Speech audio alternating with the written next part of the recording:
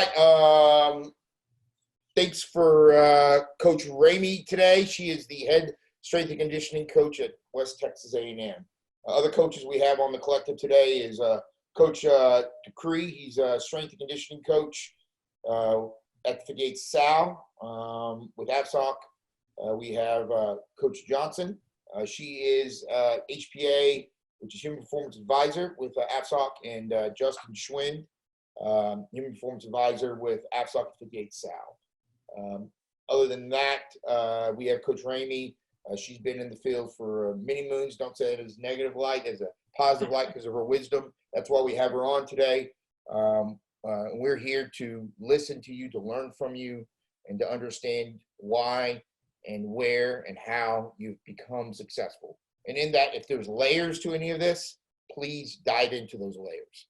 So first and foremost, Coach Ramey in 2.5 minutes. I started out, got into lifting in high school, played volleyball at Wichita State, worked with my strength conditioning coach there, and then was fortunate enough during the last semester of my undergrad to intern for Mike Boyle up in Woburn. So that was a great semester just to get thrown into the fire. Graduate assistant at Kansas State for a year under Rod Cole, and then assistant at University of Colorado. Worked with soccer, ski, and and volleyball, and then assisted with football for 4 years, and then started the program here at West Texas A&M 13 years ago, and have just been able to grow the staff, start the, it's nice now because everybody knows what we do and it's just what we do. And then have also recently added more administrative roles too with that. So. Thanks, Coach. Start off with the first question. I think that this is important to kind of ask, and it's important to me because I think that tells me where we're at as a culture within the strength and conditioning field, and it allows me to become a better coach myself and administrator. So first things first, what motivates you? And this is a multiple part question. Not only what motivates you, but what has changed from when you started this field to now. And then the second part of that question is, how do you motivate your staff? Floor is yours. Wow. So over, I guess, 18 years now that I've been doing this, my personal motivation has changed for just being part of this profession and the fun that we get to be a part of every day, and has really turned into what can we do. We've always wanted to help the student athlete, but has really just honed in on what can I do to help them. And gosh, that's changed so much. And I feel like even more so now with the population of student athletes that we get, it's ever evolving on what their needs are and how we have to approach it. I feel like I'm a pretty good reader of people and personalities, and that's gotten a little harder maybe because student athletes don't communicate the same as they used to. So really trying to dig into what makes them tick, how to get them to respond in certain situations. That's really changed over the course of my career. And for motivating my staff, I think you have to find certain things that they're really passionate about. My staff's pretty diverse. We're not alike at each other at all. And so finding projects that they can, dive into and use their strengths, but also develop weaknesses. So when they do come and have an opportunity to run a program or, maybe go to a different area of our field, that they're prepared to be able to do so. Thanks, Coach. Coach Decree. Coach, can you hear me well? Yes, sir. Okay, awesome. So I had the experience of speaking to a young female strength coach who was getting into the field, and her concern was at her last position was the persona of being a dog. We get that a lot in terms of, certain sports and, being the loud, the boisterous person. And she was a little bit more on the quiet side. I'm curious to know what your advice would be to young to specifically female strength coaches who are getting into the field, who may not have their coaching style or persona, if you will? I think it's important for any young coach. The hardest part of becoming a coach is to find your coach's voice and to develop that as you go. And I think that's ever evolving. And then for me, in my time here, I had football for 11 years. Up until 2 years ago, I hired another assistant. And so running football or assisting with football, I'm a different person with that group than I am with the baseball guys, or with my women's soccer athletes, or with volleyball, because I can't be the same coach. The accountability and the things that I hold them to are all the same, but I can't have the same personality, because as we know, football players and baseball players are not the same at all. It's like completely opposite ends of the spectrum. And so they're not going to respond to that. And I think you just have to, going back to knowing your personnel, from a team standpoint. And for my advice for a young female strength coach is just to get as much experience as you can and help develop your coaching voice. And we're not going to be like the rah maybe football guy that's going to bash 2x4 over his back. Like, that's not us. And most people aren't going to, expect us to fill that role. But after working with football here for 11 years, there was a lot of student athletes I had that maybe responded to me better than they did their position coach, because they were raised in a single parent home by their mother or their grandmother. And so I could get those guys to do a lot of things, either in conditioning or in the weight room. And they responded to me where, maybe a position coach who had more of a alpha male personality, they didn't respond to that. And they would fight back against that versus be like, yes, ma'am, I'll do it. Let's go. So I think there's a need for, diversity across our field from a coaching standpoint. And you just have to find the place that you fit and develop your voice. And like I said, I think that changes as your career goes. Now, as I'm adding more administrative tasks here, that's going to continue to change too, depending on who I'm overseeing, and also just doing a lot more reporting directly to my athletic director. Real quick, Coach, quick question for you. How would you describe your style of coaching? And has it changed from when you started in this field to now? I'd like to think I'm pretty much the same person. I'm a little older, maybe not. I think enthusiasm is not quite the right term, but I think that changes as we evolve as coaches on how we approach different things. I've always taken the approach that you can't come in the nice guy and turn into the asshole.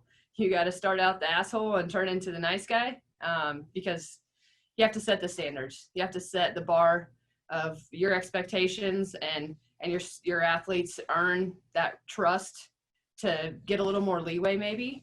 And to maybe have a little bit more laid back atmosphere while still getting their work on.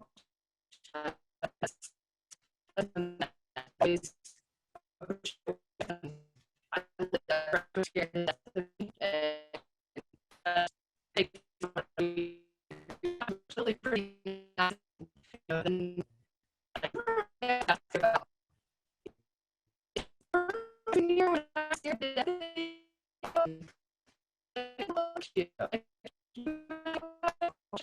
So,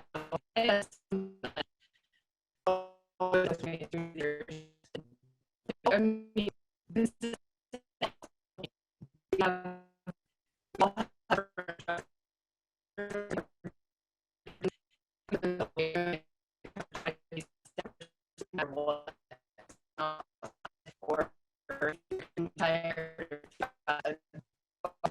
that they need to accomplish after that.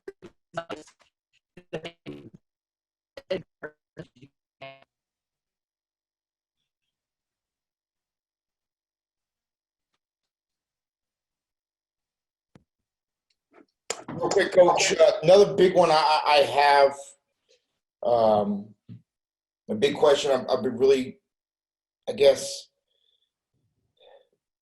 really hitting me as an understanding of where we're at, but you have a certain culture that you've built at West Texas A&M. Can you go into detail what that culture is, or how do you describe that culture? You know, you kind of did a little bit on have expectations, more maybe details of that, the culture building piece. What have you done over the years to kind of build that culture? And I kind of, the more people I talk to, the more I see it. You know, people will say, well, this is kind of our tradition. Well, yes and no. If you try to hold everything true to a tradition from 1980 to now, the culture of the athlete changes. So you have to have a ever organic culture yourself, and you got to be able to adapt. If you want to say that University of Alabama has won all the national championships and it's the exact same culture they established back in 2007, it's not. Their culture is ever changing on how they do things.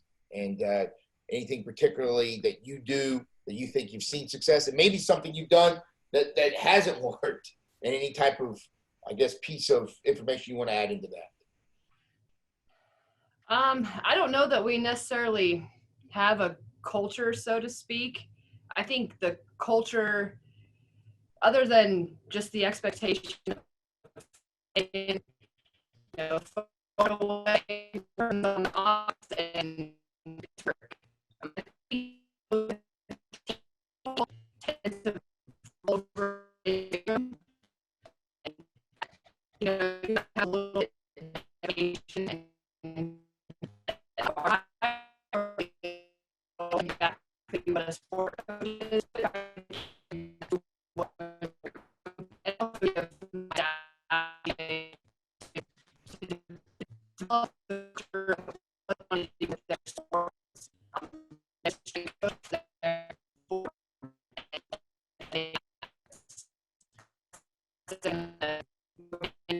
for them, and just want them to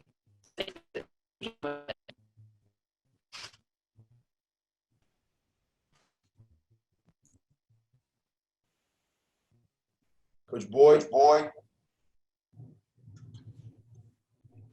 Hey, Coach, how you doing today? good. Hey, can you hear me okay? Yes, sir. Okay. So I'm a former Division II director as well, so I can definitely sit here and say that I've been in your position and shoes a little bit. I just wanted to, with you having one of the most established programs at that level, which is something that is very commendable, and is one thing that's very, in my opinion, I respect a lot about you. Can you just kind of go through kind of your time there and how you built that program, and how you got it going? For me, I was at the University of West Alabama for the past 4 years before I came here.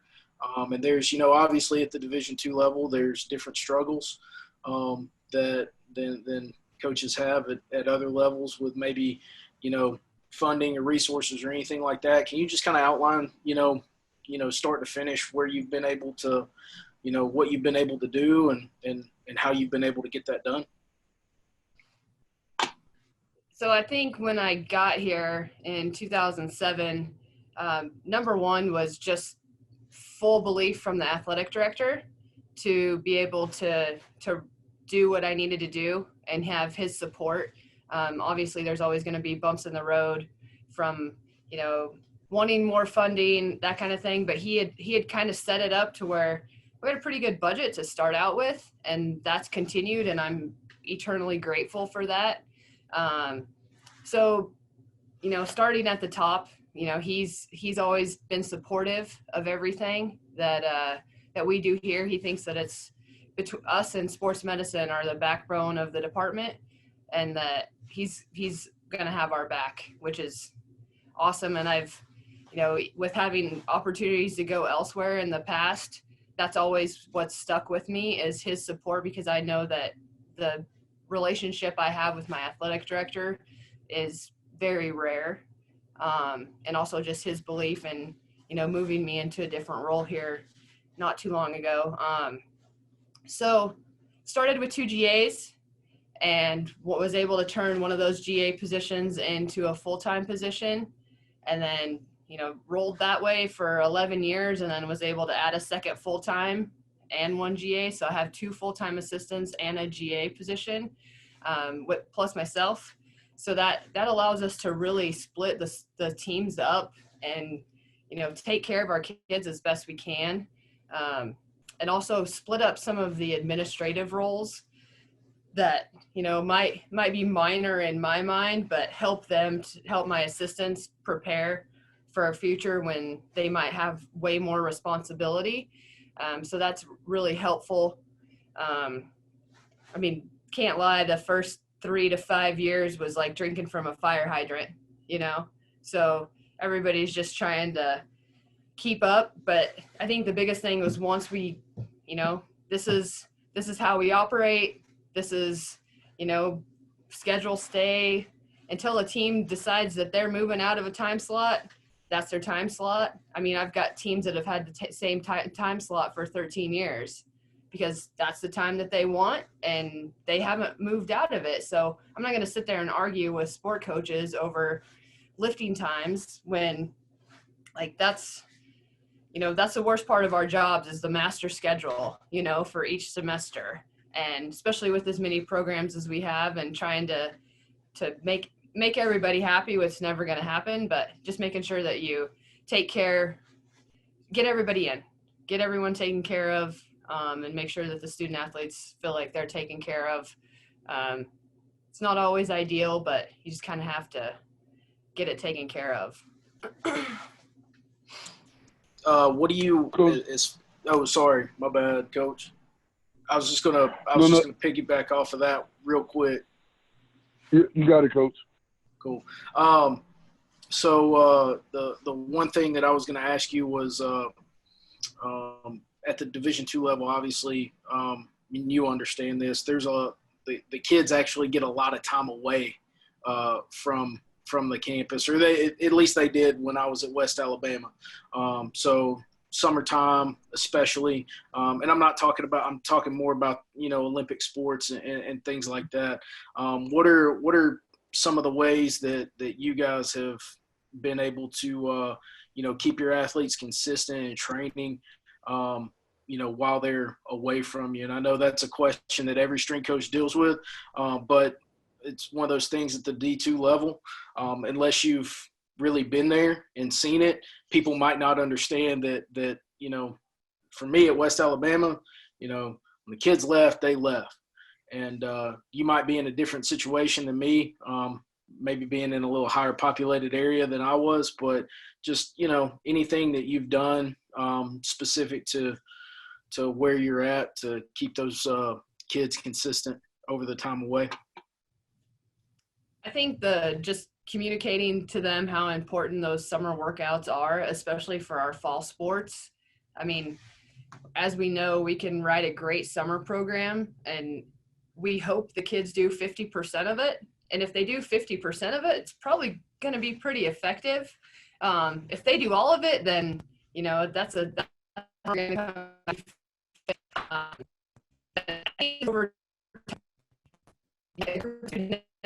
stay for the summer, and then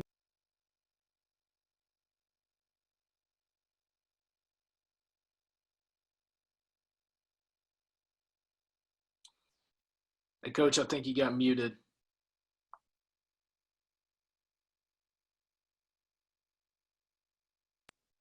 All right, now we're good.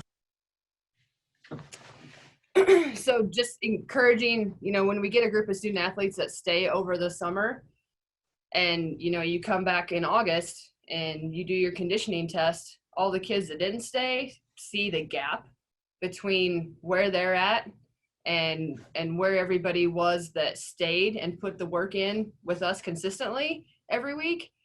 That's been probably the biggest thing. I was super fortunate when I first got here. I guess the culture of the football program was that you're here for summer workouts. So I'd have 100 guys here for June and July. And, first starting out, it was a little bananas for me because we had to run at an off-campus facility and just back and forth. But as time goes, I think the kids realize, like, yeah, it's great being home, but it's also nice to be here because I can get up in the morning to train. I can take a summer class, get a job. And, especially once they get off campus, I think those first 2 years, if they're having to stay on campus, is a little bit more difficult. And especially, after their freshman year, those kids want to go home because they're craving some mom and dad time and seeing their friends. But, hopefully after their sophomore season, for most of them, it kicks in that I've only got 2 seasons left, and the time that they can put in. Some of the sports I think is harder. One of them, especially here, is baseball. Most of those guys go and play in the summer. And so, gosh, it's like just try to find a weight room 2 times a week, because they're playing 5 or 6 games a week on top of trying to get in some training. So, depending on if they're a position guy or a pitcher and how much they threw in the spring, that's killer. And then they roll back in the fall and the coaches want to go straight into fall practice. And so, for a pitcher especially, you're having to balance all of that volume of throwing, and it can be a bit of a nightmare. But I think biggest thing is just getting them to realize the importance of those workouts and encouraging them to be here. Our school is able to do some summer scholarships, and that's helped the past several years to offer, they have to apply for it and meet certain criteria.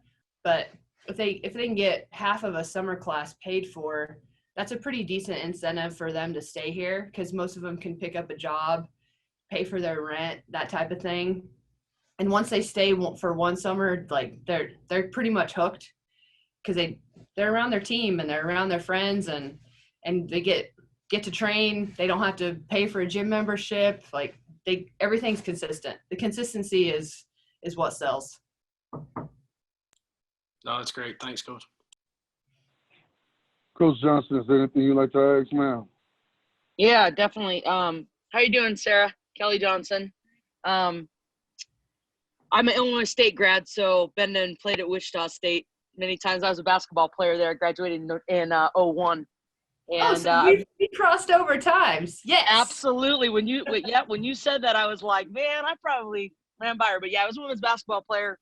I'm a former women's basketball coach at the Air Force Academy, and one of the biggest concerns that I had always kind of battled with as a player, not as much as a coach, because I was very open to my strength coaches, but confrontation with coaches. I know in my career as a player, a former collegiate athlete, there were times where our strength coach had to put his foot down, especially with the female athletes, as far as losing weight, body fat percentages, things like that, back when we played, maybe saw it a lot more than you do now. So I guess my question to you is, how do you deal with that confrontation with a coach, depending on, what an athlete, what they foresee an athlete looking like and how you perceive an athlete being? Does that make sense?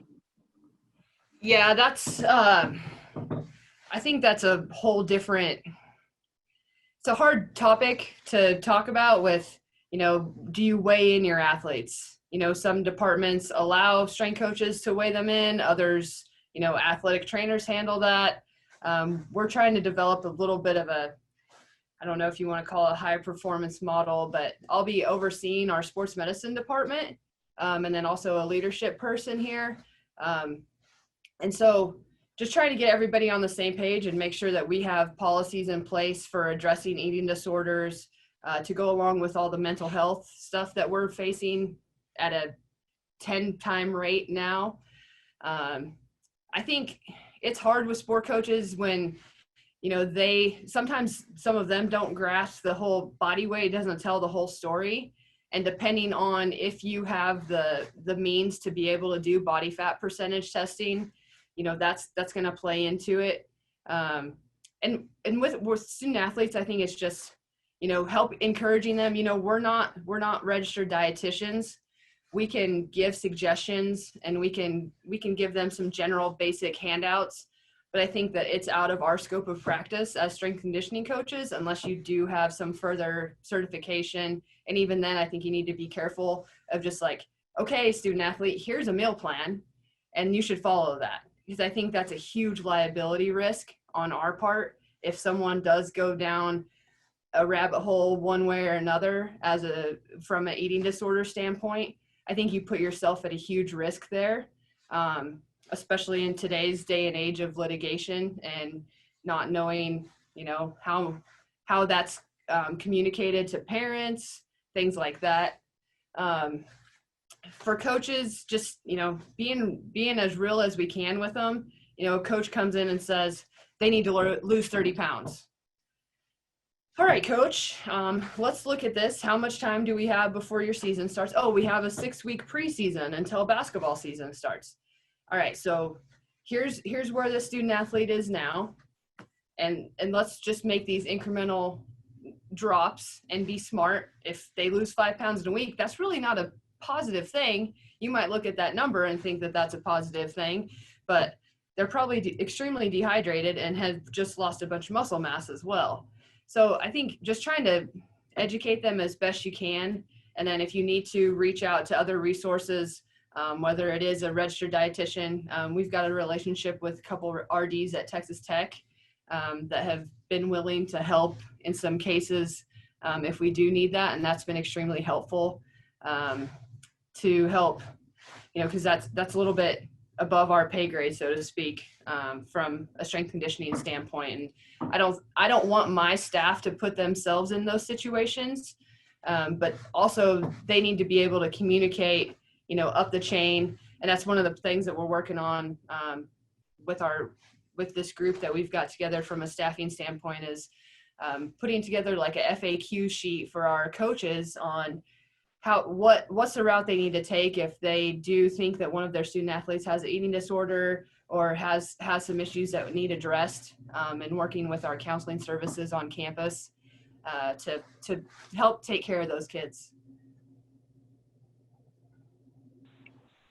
Coach, Awesome, I wanted thank to ask, so with all the advancements, the apps, and things like Sparta and GPS Catapult, and I've been just like the other coaches on, different levels. Some schools can afford a little bit more than others. How have you been able to incorporate, any technology with your training program, with your athletes?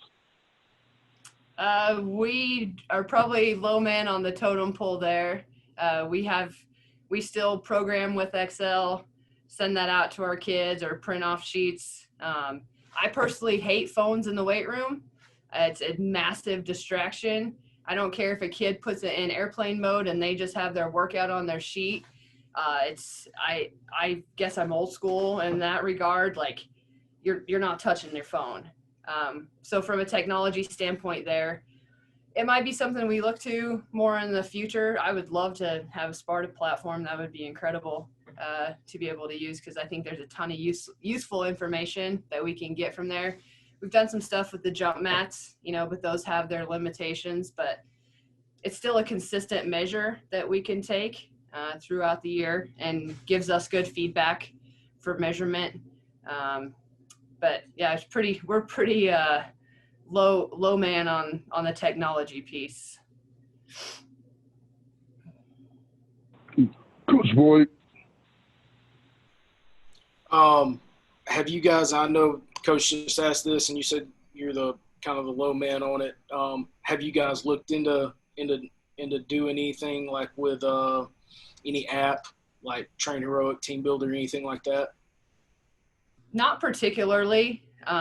It's probably something that we will do eventually, but I like the flexibility that each of us has to program how we want on Excel and use our sheets how we like to do it and are used to.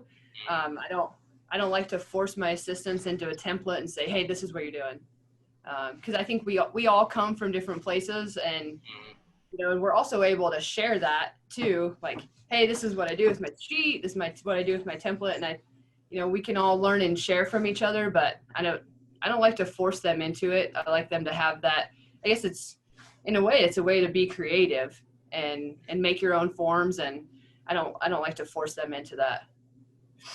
No, I mean, that's a valid, definitely a valid point. Do you guys use any type of like questionnaires or anything, utilize any of that, like wellness questionnaires with your athletes to try to establish any type, I know you mentioned you've used jump mats in the past, but establishing any type of like readiness level on a daily basis?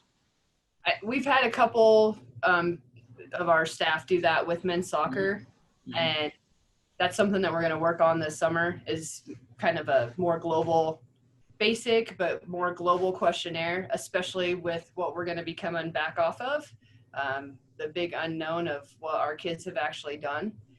So that's going to be one of the things that we implement more on a department basis as we come back off of this strange break. Right.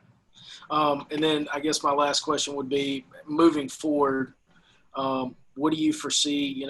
One of the things for me, even where I'm at now and where I was before I got here, was just trying to identify, moving forward, what are the things that we need to be pushing toward as far as progress, just continued sustained progress. What are some of the things, pushing forward to you? What are some of the things that you want to do to make your program better, more effective? What are some of the, maybe not necessarily challenges, but maybe goals coming up for you moving ahead in your time at West Texas A&M, and so just kind of elaborate on that. So I've added an associate AD title recently. I guess it's not technically officially official, and I'm also serving as our SWA. So I'm having a lot more conversations on a conference level. So I've attended a couple of conference level meetings already. I've presented a kind of a rule change for our football preseason conditioning, because I think coming from me, it's a little bit different than from someone who doesn't have an athletic performance background. Our conference has also added athletic performance as an advisory group to the conference, which I think is one of the first in D2. They've had our athletic trainers meet yearly, and so I'm chair of that committee also. So I'm probably communicating more with all the other directors at our conference level, which has been, with all of this, has been really helpful, just to kind of see where everybody is at, especially the first couple weeks when things were changing by the hour. There was some good communication there. I think for me personally here is just to establish, this more encompassing department that we have with athletic performance, sports medicine, and our development leadership staff person, and make sure that there's open communication and improve that from, the sports medicine practitioners to us and vice versa, just so that's it. We've got a really great relationship now, but I think we can make that better. And then from I'm probably going to end up getting to hear from sport coaches more if there's issues on the sports medicine side. And my approach from that, like with my staff, is if I hear from us, like my number one thing with them is I don't want to hear from your sport coach. Like, just take care of it. But if I do, then I always try to address that as soon as possible. If there's not a way to fix it immediately, then seek out the path that we need to take or get more information to try to remedy that situation. But that's going to be my approach going forward, is if there's a problem, let's fix it. Because there's no reason for a sport coach, an athletic trainer, an athletic performance coach to have to sit on something and stew about it. That doesn't do anyone any good. And so I'm all about handling it right away. Let's take care of it. Coach, real quick question for you. I'm going to throw a curveball at you. Hope you're ready to hit it. So you've been in the college setting your whole career. Let's say tomorrow you decide to come into the military setting.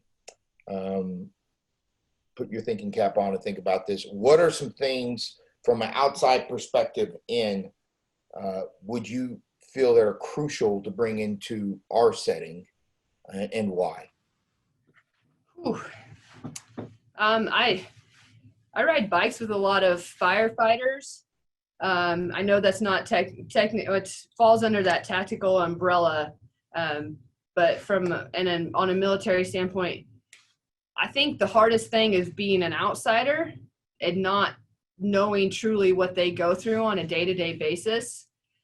So I think if you're given the opportunity to be able to train with that group of that population, is to jump in and do it, so that you can feel what they're going through. I think as former college athletes or people who've spent time in the weight room, we've done a lot of that ourselves over the course of the year. It might look a lot different now as we get older, but we still are in there. And I think too, they're still human beings. They still want to be cared for and know that you care about what's going on with them. And with that population, the stresses are completely different. You know, the student athletes we have now, it's class, sport, training with us, and their social lives. Like those are their main pillars. It's not family or children or, you know, where they're going to get assigned to next, or if they're having to get moved to a different location, and like completely different life stress. And they've had such different experiences. Like they're not the 18 to 24-year-olds that we've dealt with at the college level.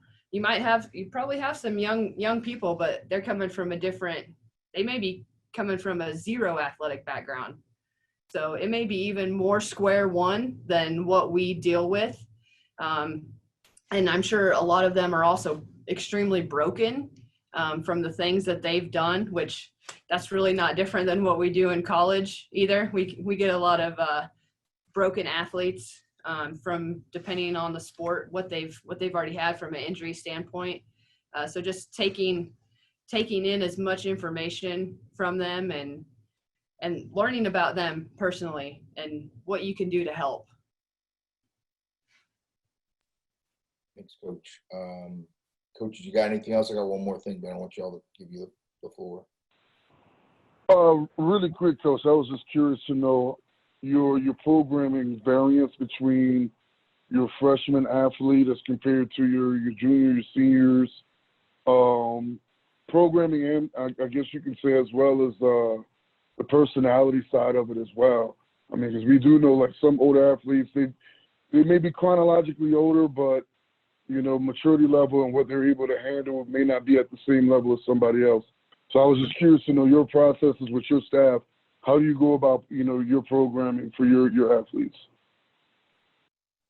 I think on my staff, the person who does that best is my assistant that works with track and field, because we do get athletes who are here for a full 4 years, and a lot of them are international and compete for their countries. So he's able to really transition them on an individual basis to some higher level training. With some of our sports here, it's a pretty mixed bag between freshman and junior college transfers. Baseball, for example, might bring in 2 freshmen every year. The rest are 2-year junior college guys. So not knowing what they've done for the past 2 years at junior college, a lot of them have done some CrossFit programming with their sport coach at the junior college.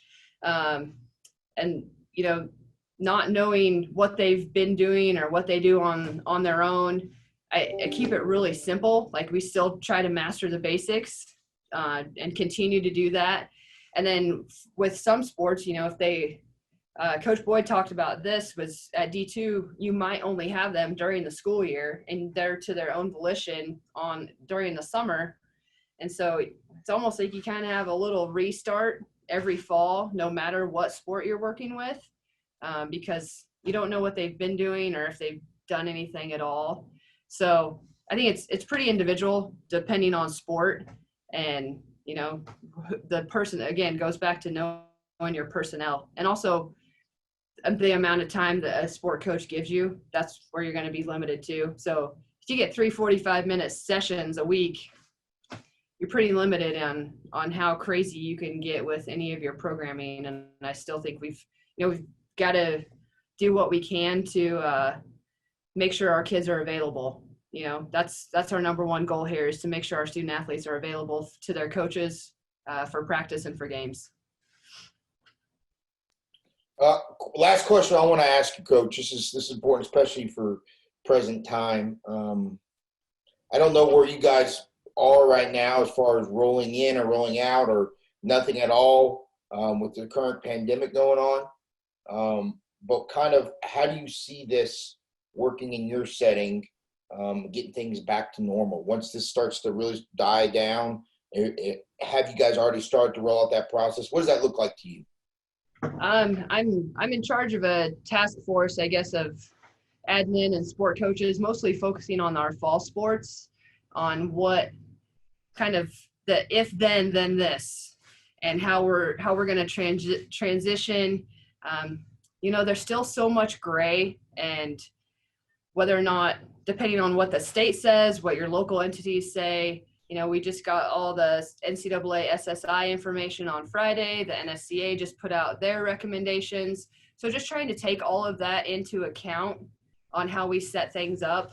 From a weight room standpoint, I've got about 5 different options on, okay, are we going to be limited to groups of 10? Are we going to be based on square footage? And if we can split the room, that gets us more kids in. If it's just a straight square footage, with the 150 square foot per person type thing, obviously trying to maintain our social distancing, our physical distancing, and just different, what's handed down, this is what we're going to do.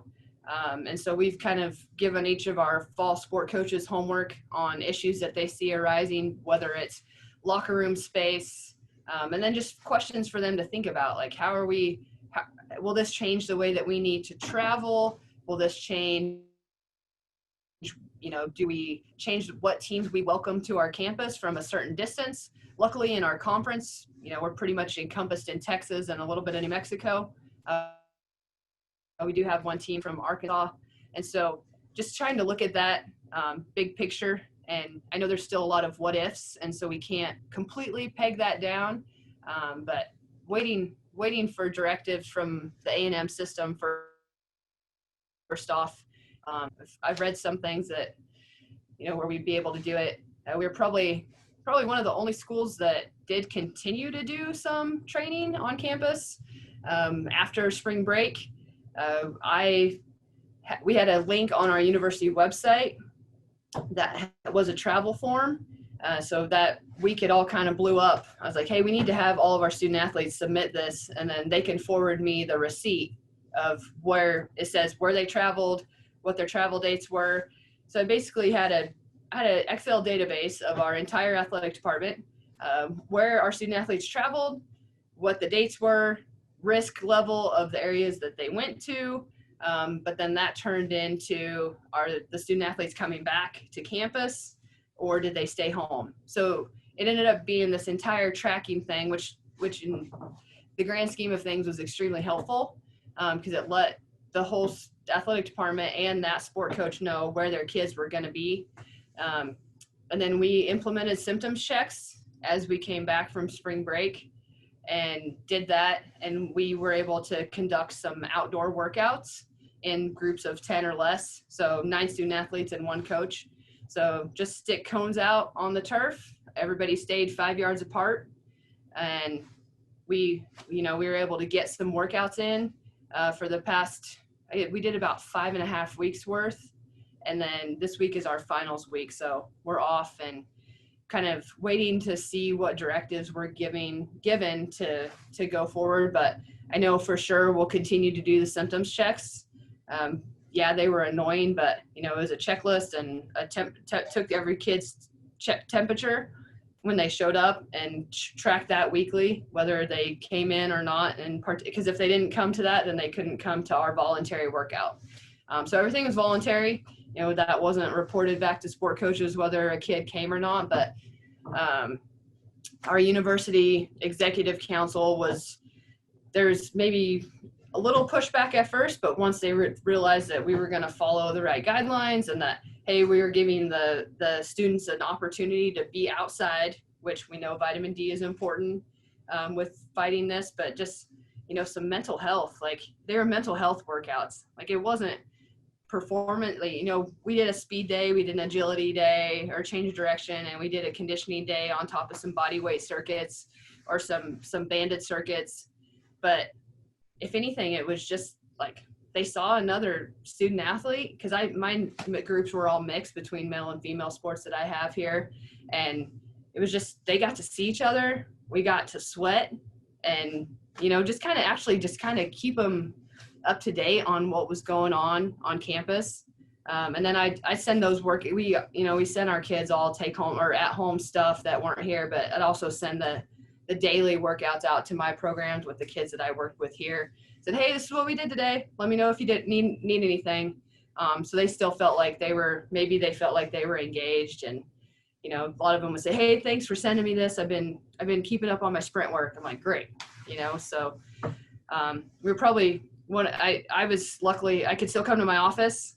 The rest of my staff can't come to the weight room, but I had to come to the office because there's only like 20% of us that could come to campus for a big stretch, and that's going to start loosening up a bit. Just can't use the equipment, so I walk by those squat racks every day and can't use them, but I know they're still there. So I guess kind of this last piece, Coach, I want to open up to you if there's anything you feel like you wanted to share today, knowledge nuggets of wisdom, please do right now. I think the biggest thing is, for any young person who wants to be a strength coach is to find your people. I was only a GA for a year, and I learned a ton from that staff that I took forward, but I was thrown into it, and then I went straight into a full-time position where I honestly probably didn't know what the heck I was doing. I just had to, learn trial by fire. I worked with a women's soccer team. I'd never played soccer. I had no idea what was going on, but coach was like, hey, come practice. I'll teach you. So I learned the game of soccer by going to practice every day and learning from those sport coaches that were like, hey, we're going to teach you. And so just, not being afraid to ask questions. Now, it's so different now because so many kids have to have multiple internships before they get a GA position. I've been asked by my athletic director if I want to get rid of my GA spot and potentially make it a full-time. And I said, honestly, I want to keep my GA position because that's a vital part of our profession. We're expected to have a master's degree, and to still be able to provide a GA position, I think is very important for the field because there's getting to be fewer of them around. And it's really mind-blowing to me that, the past couple of GAs I've hired, like those kids have done 2 or 3 semesters of volunteer internships. Like I did a semester and I rolled to a GA and I rolled to a full-time. Like it's not that way anymore. And, to make those opportunities available. And then for us old strength coaches, I think to respond to your emails. It's not that hard.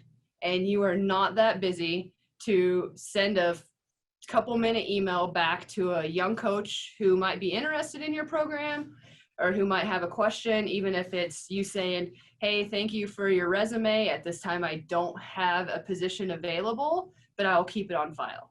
Like every time I get a GA resume or when we do have a position open, I respond to every single email. Because honestly, everyone's got email on their phone. Like you can do it. And it makes such a huge difference for that athlete or that coach, young coach who they might not get a position at your institution, but you took the time to respond. And I think it's just common courtesy, and it drives me crazy when I hear from a kid is like, yeah, I sent out like 30 emails and you were the first person I heard back from. I'm like, okay, well, you got one, and it's just, that's just being a decent human being from that part. And then also for the young kids, one last thing would be when you're on the floor with a group, like anticipate every single thing that can go wrong during that workout. I think that's something that I learned pretty early on in my career. Like, oh, that's about to be jammed up in that area. Like, we need to spread some stuff out, or I need to set up more kettlebells, or I need to set up more whatever equipment you might be using.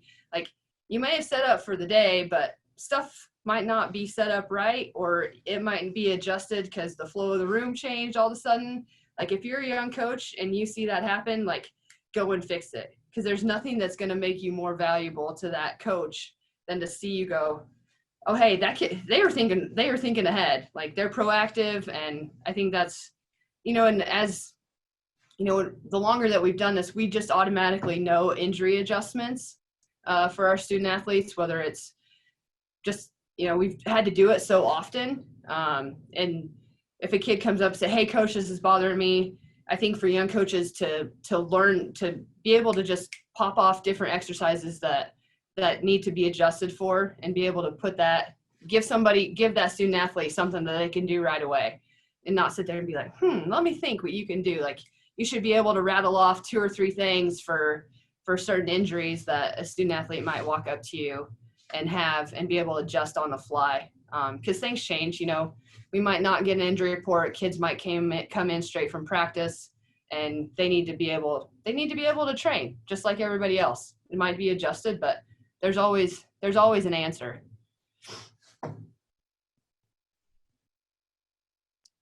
Coach, I can't tell you enough how grateful I am to be on a call with you today, and just to hear your story and your experiences. I think that's where and how this field becomes better at what we do. I hate it when coaches try to hide and try to say, well, I got it special. Like, that doesn't make this field any better. I always say we're at the tip of the spear. If you want that spear to really become sharper, we have to share, and we have to really cultivate this field. So I know all of us will say this, and say it out loud. Just thank you for today, and thank you for your insight, and wish you the best of luck in this whole process, and hopefully things get rocking and rolling again, so you guys can participate this fall. So thanks again. Yeah, Coach. Thank you for having me. If people have questions, shoot me an email, because I'm going to answer. Thanks, Sarah. Thanks, Coach.